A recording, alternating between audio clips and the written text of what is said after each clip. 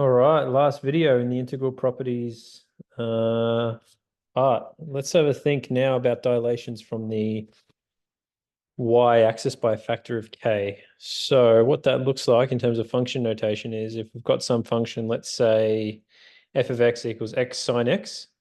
If I was to dilate that by a factor of 2 from the y-axis, then it would become f of x on 2. So wherever there's an x, I put x on 2. So the new function would be x on 2 sine of x on 2. There's a dilation from the y-axis, so you're sort of pulling it this way by a factor of 2. In effect, you're doubling all your x values. That's what a dilation from the y-axis would do.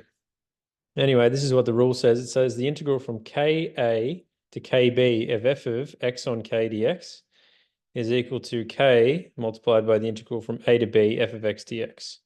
Okay, let's try and make heads or tails of this. So we've got, let's imagine f of x is x sine x, and this is between 0 and pi. So if we set up an integral for that, from 0 to pi of x sine x dx, but I'm going to multiply that whole thing by 2. Because what we're going to do here is you can see that this blue function is dilated by a factor of 2 from the y-axis. So what we're saying is, essentially the conclusion should be that 2 times the red area will equal the blue area. So if we work out what the red area is multiplied by 2, we would get the following: 2 multiplied by, well, this is the antiderivative of x sine x, evaluated from 0 to pi.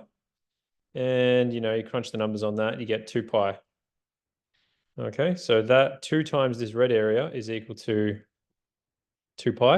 And let's see what happens on the right-hand side. So for the blue function, we take the integral from 0 to 2 pi of x on 2 sine x on 2 dx. And then we take the integral, you get this, between 0 and 2 pi. So I'll just make it clear as well that I'm going between 0 and 2 pi because I've dilated by a factor of 2 from the y-axis. So you can see here, I multiply the bounds by 2. So 0 times 2 became 0, and then pi times 2 became 2 pi. Okay, so you get this situation, you evaluate that, you crunch the numbers, and you also get 2 pi. So the left-hand side equals the right-hand side, which is just an example that sort of shows that this integral property holds true. And then what we can do is we can have a look at the areas. Now this area here is 3.14, so this area is pi. And then obviously we're saying that 2 times this area equals this area. So let's have a look at this, 6.28, which is approximately 2 pi. So 2 times the red area equals the blue area, which is a nice, neat example of this integral property. And we are done. That is the last integral property that we need to look at.